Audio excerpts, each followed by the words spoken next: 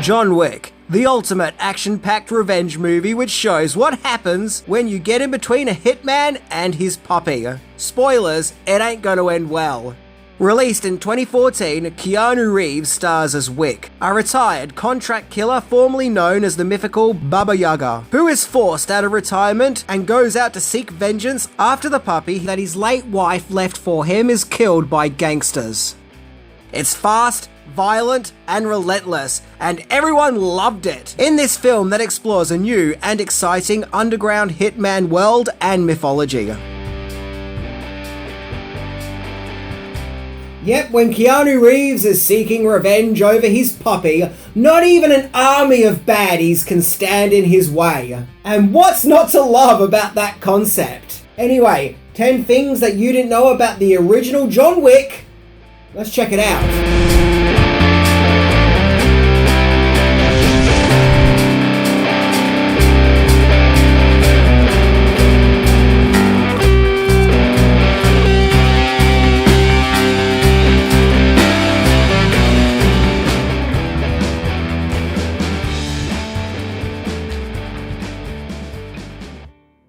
Number 10. Family connections. John Wick is the brainchild of its scriptwriter, Derek Kolstad. In the early 2000s, Kolstad was continuously writing scripts in order to get a career as a Hollywood scriptwriter off the ground. Apparently, he would write up to 8 scripts a year, and they would all pretty much get turned down. Despite this, his wife persuaded him to continue his writing pursuits, where finally he got some traction, where 2 of his scripts would be made into movies, those being One in the Chamber in 2012 and The Package also in 2012. With his foot now in the Hollywood door, for his next movie, Kolstad took inspiration from neo-noir films and revenge movies, be that, quote, 2 terrible revenge movies that he saw, where he came up with the tale of a brutal hitman who is brought out of retirement to extract revenge after the murder of his dog that his late wife left for him.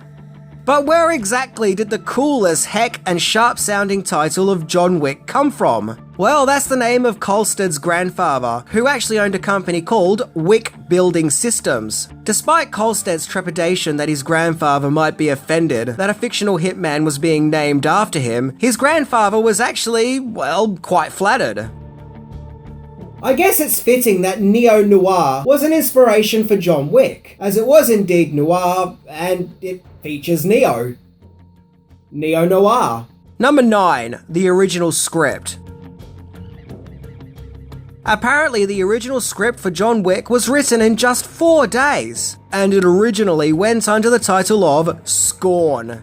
Yeah, Scorn. Doesn't quite have the same ring to it as John Wick though, does it? And even the character of John Wick himself was drastically different in the original script, as in the original script he was 75 years of age. So he really was a retired and seasoned hitman. Kolstad modelled the character after Clint Eastwood and Paul Newman, so the original vision of John Wick was less Neo from The Matrix and more Dirty Harry. Number 8. Casting possibilities. So the script for Scorn found its way to producer Basil Iwanek and his production company, Thunder Road Films. And he wanted to branch out as a producer and make more independent films with him having the freedom to add his own creative input. So he came on board as producer. So with the movie greenlit, the big question was who could play the elderly hitman John Wick? Well, the 2 big names considered were Clint Eastwood and Harrison Ford, till it was decided to go for an experienced actor as opposed to an older actor, where Keanu Reeves was cast in the part, who for the last couple of years prior had his career go through something of a decline, where he starred in a string of movies that were flops. But despite this, the part of John Wick injected some much needed punch back into his career. In fact, the movie's title was changed from Scorn to John Wick because Reeves kept referring to the script as John Wick during interviews and press conferences, and so because of that, the title John Wick just stuck, and let's be honest, it's a better title. Number 7. Directed by stunt coordinators. So with Keanu Reeves being cast in the movie, now the production had to find a director, one who would have the right amount of energy to bring this relentless, fast-paced action spectacle to life. Well, Reeves recommended stunt coordinators Chad Stahelski and David Leitch to work on the stunts for the movie, as Reeves had previously worked with them on the Matrix movies, as they of course worked closely with Reeves for the stunts for those films. However, Stahelski and Leitch wanted to direct the movie, and well, they were hired, with John Wick being both of their directional debut, and would even go on to make rewrites to the script. At one stage, it was considered to have another family member of John Wick's to be murdered in order to add more fuel to his rampage, till it was decided to just leave it as his dog. And due to issues with the Directors Guild, only Chad Stahelski could be credited as director, with David Leitch getting a producer's credit. Number 6. The production nearly collapsed due to financial issues. So other famous faces would be cast in John Wick, including John Leguizamo, Ian McShane, Lance Reddick, and Willem Dafoe. Although in this movie, he's actually a mentor to John Wick, so he's not really Willem Dafoe, but more Willem Defriend. Okay, that was terrible, I apologise. Despite the costs of filming in New York City and the movie's low budget, it was still decided that New York must be the filming location in order to capture the mythological underworld aesthetic of the movie, with New York itself almost being a character in the film, with most of the filming taking place at downtown Manhattan and Brooklyn. So all is good, right? Well, no, as one of the movie's financial backers was provided by a very unreliable company, and would frequently not make payments, and supposedly do silly things like when asked for $2.4 million, would send $2,400 and say things like, "Whoops, my bad, I made a mistake." This was a very stressful time for producer Basil Iwanek, so much so he even considered shutting the production down entirely. But he didn't do this as he knew that he would be sued to the rafters by all those involved for all their contributions they already put into the film. So both Iwanek and Reeves put their own funds into the movie, as well as cutting some scenes down in order to accommodate for a smaller budget. Given the fact that the John Wick movies would become a huge franchise, it's hard to believe that no one really believed in it, and it was a fight to get the movie made. Number 5. Influences.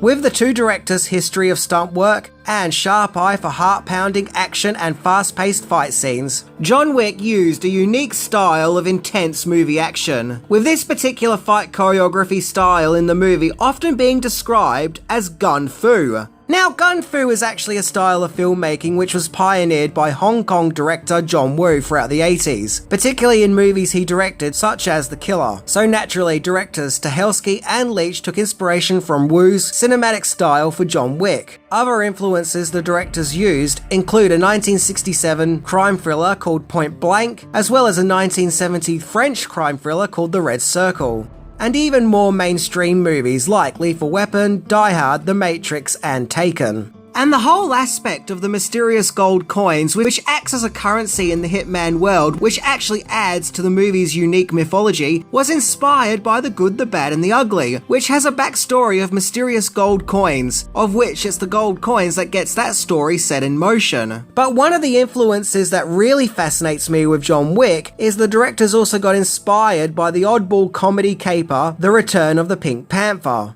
Well, Wikipedia claims it was Return of the Pink Panther because the movie focused on hired killers being sent after the movie's bumbling lead, Inspector Clouseau. But from my memory, I thought it was the Pink Panther Strikes Again, where all the world's hitmen were on the hunt. Unless I'm wrong and just not up to date with my Pink Panther movies, I don't know. Look, either way, I'm absolutely delighted that one of the influences for John Wick was the Pink Panther. Number 4. No dogs were harmed during the making of this movie. Phew.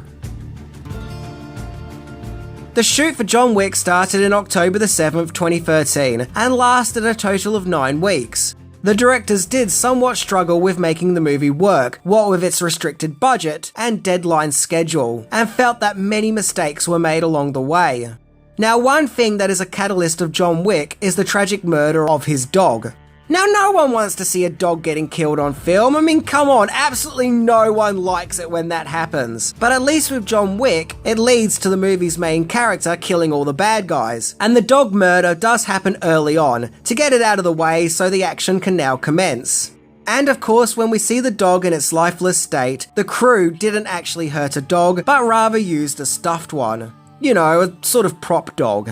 However, it was while filming the scene with the stuffed dog that producer Basil Iwanek thought that the movie just wasn't working. But he really got on board with the movie's quirks and absurdity when watching the scene of John Wick interacting with the police after the hit team messed up his house, where he killed them all, to which Wick is almost comically straight-faced. That just really hit a nerve with him and made him realise that, yeah, okay, maybe the movie is working.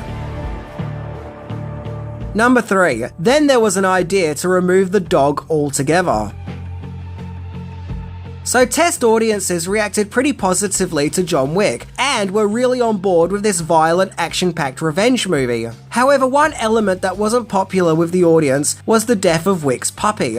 Well, yeah, it's meant to be tough. It's meant to be terrible, so we can believe all the rampaging events that occur afterwards. And honestly, it makes Wick's rampage feel even more satisfying. Like, these people he's hurting really deserve it. They really do, because they hurt his dog. However, Iwanek felt that the puppy situation may alienate audiences, and may not actually entirely justify all the carnage that succeeds it. But Reeves and writer Kolstad put up a fight to keep the puppy plot in the movie, with Reeves explaining that John Wick is a hardcore action movie that goes outside the box, and that the movie should be unapologetic, adding, quote, "John Wick kills 80 guys because of a puppy. F*** you, we're done."